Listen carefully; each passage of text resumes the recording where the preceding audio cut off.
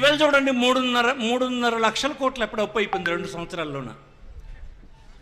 నేను అప్పటి నుంచి చెప్తుంది అదే కదా. హైదరాబాద్లో మనల్ని తరిమేసినప్పుడు మనం బాధపడింది దేనికి? హైదరాబాద్ అభివృద్ధి చెందుతుంది, మన తాలూకా రాజధాని అది, వచ్చినటువంటి డబ్బంతా అక్కడే పెట్టుబడి పెడుతున్నారు. ఆ పెట్టుబడి పెట్టడం వలన పోన్లే మన రాజధాని అభివృద్ధి చెందింది అని అనుకుంటే 65 సంవత్సరాల తర్వాత వారు వెళ్ళిపోమని చెప్పారు మనకి. మనం పొట్టి చేతులతో వచ్చేసాం. అంటే 65 సంవత్సరాలు ఒక ప్రభుత్వానికి లభించిన డబ్బంతా మీరు ఒక దగ్గర పెట్టేశారు.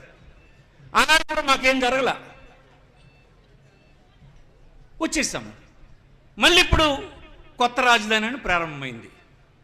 ఈ రాజధానికే మళ్ళీ డబ్బంతా పెడతానని చెప్పి 3,50,000 కోట్లు 2 సంవత్సరాలు అప్పు చేశారు.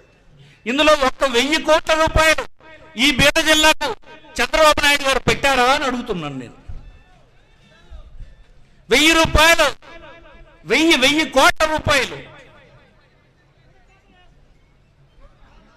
ప్రజల ఆస్తిని పెంచేటువంటి కార్యక్రమం ఒక్కటైనా చేస్తారా? ఇంకా 3 సంవత్సరాలు కూడా ఇలాగే అయిపోతుంది. ఒక 6 కోట్లు 7 కోట్లు 5 సంవత్సరాలకు వాడుతారు, 100 లక్షల కోట్లు వాడేసే డబ్బంతా అక్కడ పెడతారు. అమరావతి అలాగే అభివృద్ధి చెందుతుంది. అంతా చెందిన తర్వాత అమరావతి చుట్టూన్నోళ్ళు మనకేం చెప్తారంటే, మీరు మళ్ళీ అమరావతి వదిలేసి వెళ్ళిపోయండి అని చెప్పి హైదరాబాద్ లాగా వాళ్ళు కూడా అంటారు. అనరా?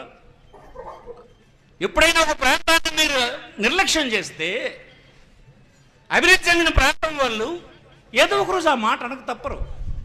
మీరు సమానంగా అభివృద్ధి చేయాలన్నటువంటి సందేశం మనకు హైదరాబాద్ విడిపోయినప్పుడే మనకు అర్థమైంది కదా. హైదరాబాద్ పొరపాటు చేయడం వల్లే మనం నష్టపోయినాం మనకు తెలిసి మళ్ళీ ఇప్పుడు ఏర్పడిన ప్రభుత్వాలు ఏం చేస్తున్నాయి? నువ్వేం చేస్తావు, జగన్ ఏం చేశాడు? అందుకే జగన్ ఏం చేశాడు, ఈ పోర్టులన్నీ వివిధ ప్రాంతాల్లో, వెనుకబడిన ప్రాంతాల్లో కట్టాడు.